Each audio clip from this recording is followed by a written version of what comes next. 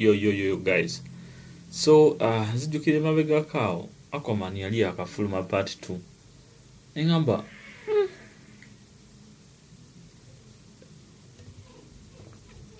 it was almost my birthday. Actually, it was my birthday. And I was free.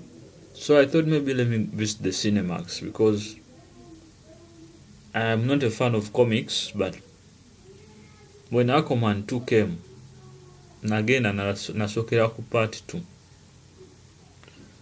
And I'm a long-term fan of Marvel, but natuka ekiseera nembanga comics zatuka ne zibanga ziri kwegamba nga bifaanagana okitegeera, so it became boring at some point. But this time around nagamba nendabe ku Aquaman eno part 2 eya Jason Momoa eya DC Comics. Abatalaba Aquaman oba batagirabangako, it's about abantu ababeera ababeera ku like waliwo ababeera wansi w'amazzi then n'ababeera ku lukalu. Aquaman kyeyogerako. So kati ono gwe bayita Aquaman asobola okwogera n'ebyennyanja eby'omu mazzi era asobola travelingira mu mazzi n'agenda mu bwakabaka bwabwe obwo obuli eyo wansi mu mazzi. So kati maama we yali Nnabagereka, kati ate nga taata we just yali bano abantu ba bulijjo ba common person, just yali akuuma ku nnyanja waliwo gye baali bayita lighthouse, so gye yali akuuma. So when they met then mukyala n'afuna olubuto then ne bazwala Aquaman. Kati mu nnyanja eri olwedde Nnabagereka era yalinayo omwana omulala.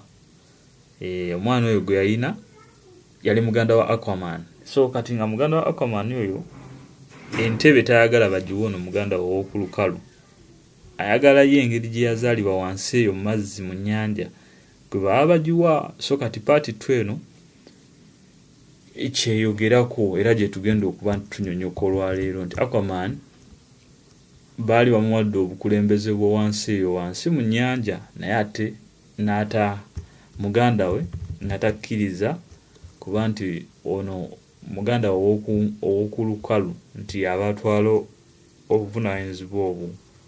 So that's how part 2 eyo bajja ne bagyongerako, naye nno nze ne part 1 saagiraba.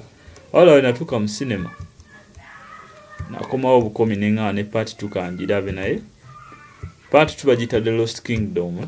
Amwe abataagiraba bagiyita Lost Kingdom.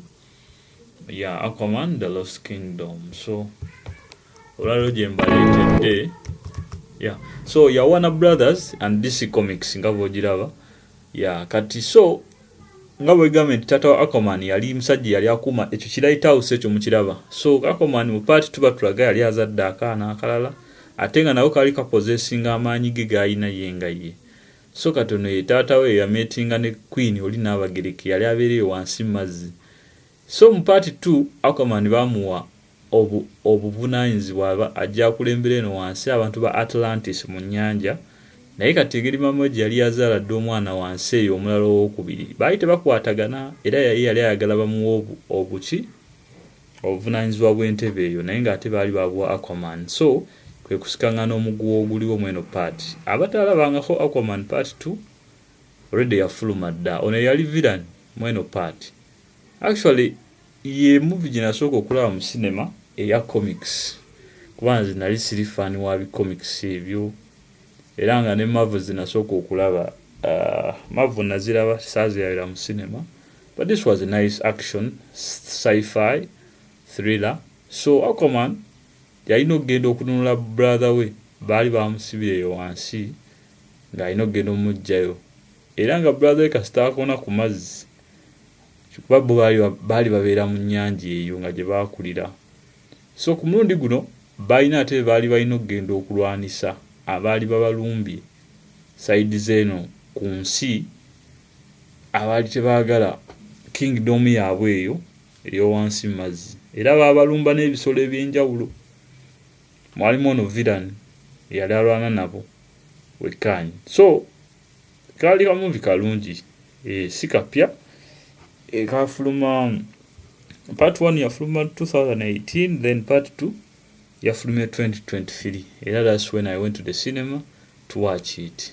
So kati ono Aquaman nga bemulaba Jason Momoa, then kati oli yali brother w'omulala owokubiri.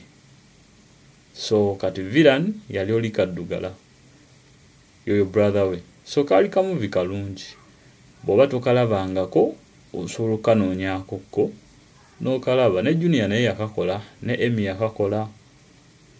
Yeah, bakayita Aquaman The Lost Kingdom, kano ka DC Comics. Yeah, kali kamuvi kalungi, mukanoonyeeko mukalabe.